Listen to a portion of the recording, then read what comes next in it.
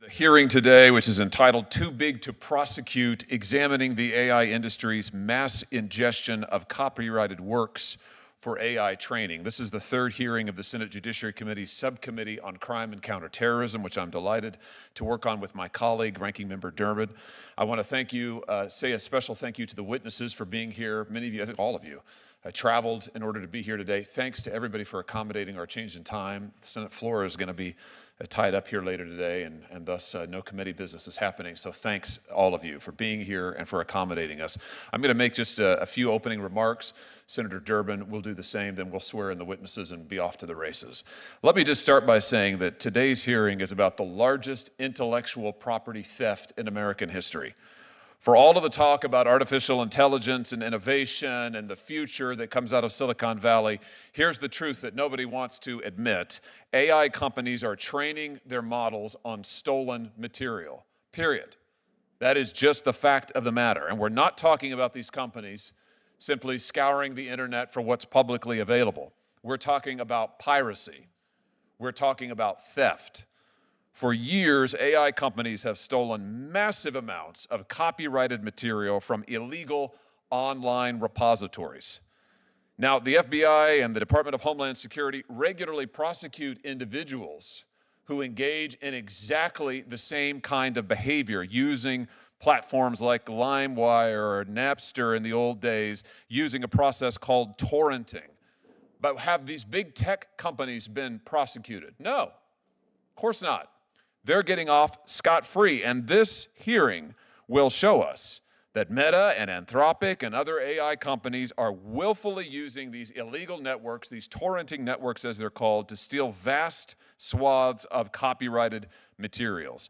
The amount of material that we're talking about is absolutely mind-boggling. We're talking about every book and every academic article ever written. Let me say that again. Every book and every article ever written. Billions of pages of copyrighted works, enough to fill 22 libraries the size of the Library of Congress. Think about that. 22 libraries of Congresses full of works. That is how much has been stolen, and this theft was not some innocent mistake. They knew exactly what they were doing. They pirated these materials willfully. As the idea of pirating copyrighted works percolated through Meta, to take one example, employee after employee warned management that what they were doing was illegal. One Meta employee told management that, and I quote now, "This is not trivial," and he shared an article asking, what is the probability of getting arrested for using torrents, illegal downloads, in the United States? Another Meta employee shared a different article saying that downloading from illegal repositories would open Meta up to legal ramifications.